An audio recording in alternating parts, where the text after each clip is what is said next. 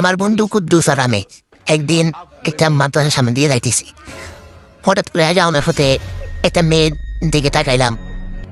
একটা মেয়ের সাথে দেখা হলো।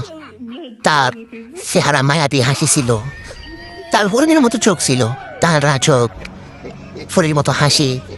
তাকে দেখে আমি হয়ে গেছি ফিদা। তারপর আস্তে আস্তে তার সাথে কথা বলার চেষ্টা করলাম, তার কাছে গেলাম, তার সাথে কথা বললাম। তার সাথে কথা বললাম এইটা জানতে পারলাম যে সেও নাকি আমাকে খুব পছন্দ করতো।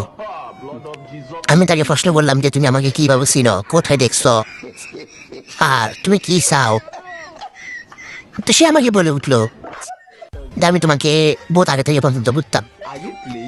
তোমার ছোট বোন আর আমি একই ক্লাসে পড়ে।